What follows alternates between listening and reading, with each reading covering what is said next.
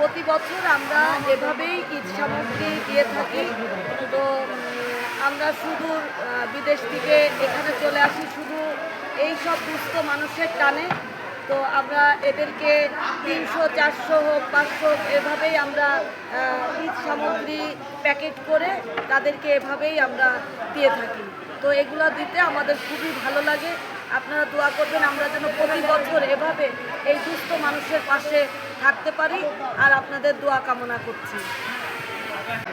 So আমরা প্রত্যেক বছরই এরকম ঈদের দেই, লাইক প্রত্যেক বছরই আমার বাবা এরকম দেয়, বাট আমাদের এগুলো দিতে ভালো লাগে। সো আমার বাইরের দেশ থেকেও আসে এখানে এগুলো দিতে, বাট লাইক মানুষজন একটু মিসবিহেভ করে, এটার জন্য প্রবলেম হয়ে যায়, বাট স্টিল উই লাভ ইট।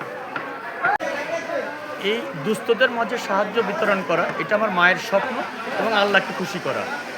পবিত্র ঈদ উল ফিতরে মানুষকে একটু আনন্দ দেওয়া, কিছু সামগ্রী বিতরণ করা, সবাইকে ঈদের আনন্দ ভাগ করে দেওয়া, এটা আমার উদ্দেশ্য। এই কাজটা আমি 2013 সাল থেকে কন্টিনিউ করে আসতেছি এবং আমার মা খুব খুশি হতেন যে এই মানুষকে সাহায্য করা, এটাকে ধরে রাখার চেষ্টা করছি। পাশাপাশি আল্লাহ তাআলাও অনেক খুশি হবেন দুস্থদের মাঝে বিতরণ করলে। তো এটা আমি কন্টিনিউ করতেছি 2013 সাল থেকে এবং অব্যাহতি চলতেছে।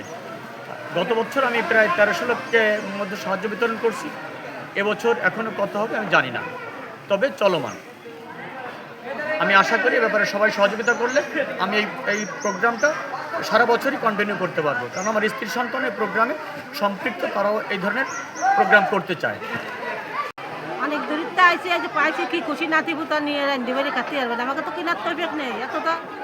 এই যে পাইছি কি খুশি হয়ে যায়, চলে যাচ্ছে, বউরাও কই মা ভালো হয়েছে, নাতিপুতাও খাতে পারবি না। আমরা গরিব মানুষ যদি কিনতেই পারতাম, তাই কষ্ট করে এই জায়গায় আসতাম। সাহায্য পেয়ে অনেক খুশি, এরকম যেন আগামী বছরও দিতে পারে, প্রত্যেক বছর আমি তার জন্য দোয়া করি। বিতরণ করেছে আমাদের অফিস ভাই, আমরা যেন প্রতি বছর যেন এরমের যেন আমরা পাই, আমরা দোয়া করি এরম যেন আমরা পাই।